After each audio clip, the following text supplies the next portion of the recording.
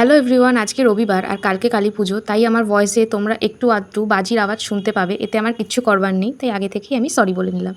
রবিবার, তাই বেশ দিনটা ছুটি ছুটি মনে হয়। যদিও আমি বেকার, সারাদিন বাড়িতেই থাকি, তবুও রবিবার দিনটা আমার মনে হয় যে ছুটি, অনেক সময় আর অনেকটা পড়া যাবে। তাই সকালে উঠেই আমি পড়তে বসে গেছি। আর আজকে এত গরম লাগছিল, কদিন ধরে বেশ ঠান্ডা ঠান্ডা ওয়েদার লাগছিল, হঠাৎ করে আজকে প্রচুর গরম পড়ে গেছে। তাই জন্য চুল টুল বেঁধে আমি ভালো করে বসে গেলাম পড়তে। আর অক্টোবর মাসেও যে এরকম গরম লাগছে সেটা ভাবাই যাচ্ছে না।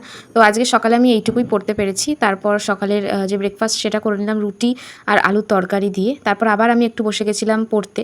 আর এই কাব্যতত্ত্ব পড়তে গিয়ে অবস্থা খুবই খারাপ হয়ে যায়। আর আমি এখানে দেখাচ্ছি যে আমার পেনের কালি লেগে একটা নখের নেলপালিশ তুলে ফেলতে হয়েছে। তারপর স্নান ধান করে আমি বসে গেলাম দুপুরবেলার খাওয়া খেতে। আর আজকে রবিবার বলেছিল চিকেন আর ভাত। তারপর খেয়ে দিয়ে একটু ঘুমিয়ে সন্ধ্যাবেলা এদিক ওদিক করে তারপর আমি বসে গেছিলাম পড়তে। দীপাবলির দিনে হয়তো এই ব্লগটা আমি পোস্ট করব, তাই সবাইকে জানাই শুভ দীপাবলি। সবার দীপাবলি জানি খুব ভালো করে কাটে। বাজির থেকে একটু সাবধান। চলো টাটা।